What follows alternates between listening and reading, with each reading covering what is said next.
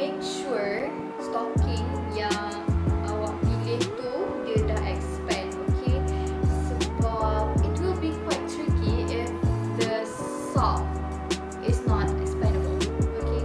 Sebab yelah, my cat is quite big and macam dia nak masuk dalam stocking ni kan, mesti macam pelik. Jadi tak apa, kita boleh cuba, kita boleh try. Okay, I'm looking at my cat is looking at me, tak apa. Jadi itulah, let's try and do it. Okay, first of all, ambil lah mana-mana satu yang awak nak. Okay, so I think I'll take this one sebab ni nampak macam dah expand. Okay, tak apa, kita akan expandkan lagi bagi dia jadi lagi besar.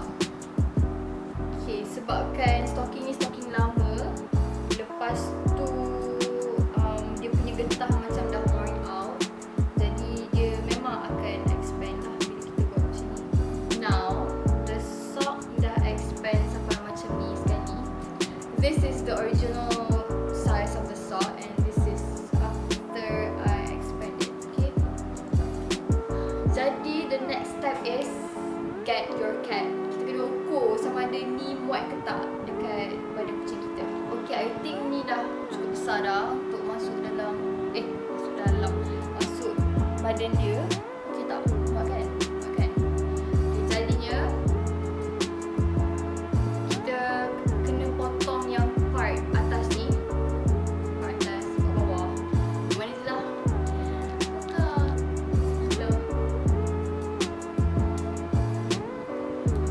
I'm shaking, everybody. Why am I so nervous doing this?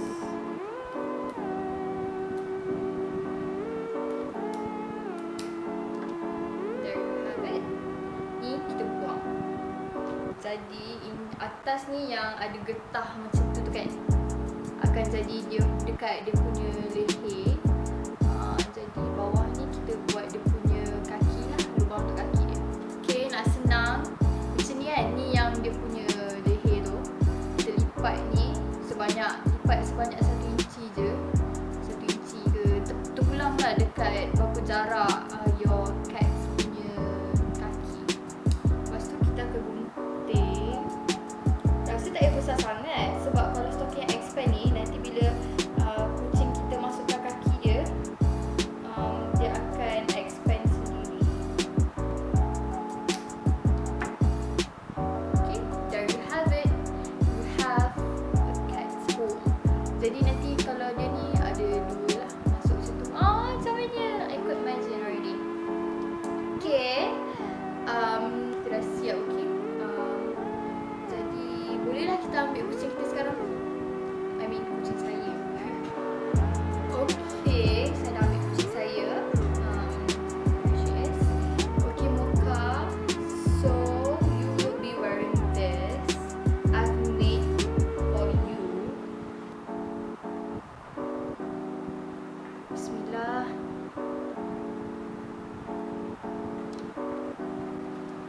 Tarik. Oh my god!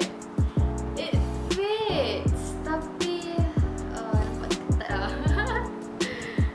Boleh tak Mocha? Nampak tak? She can't even walk. Okay, it will be like this. Ketat lah sebenarnya untuk dia. Okay.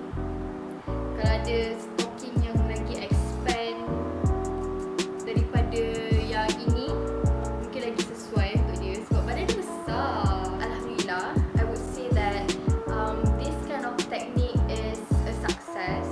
Cara nak buat baju kucing ni DIY. Like I've said before, actually I've never done this. This is my first time doing it. Sebab tu I said kalau tak jadi yang ni, kita akan buat dekat stocking yang satu. Tapi alhamdulillah jadi juga.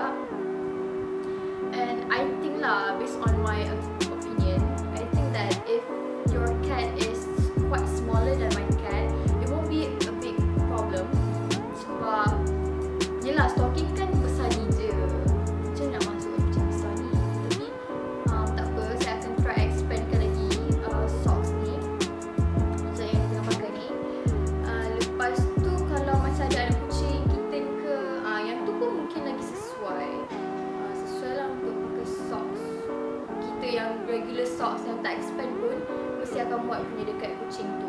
Okay, I think that's all for today.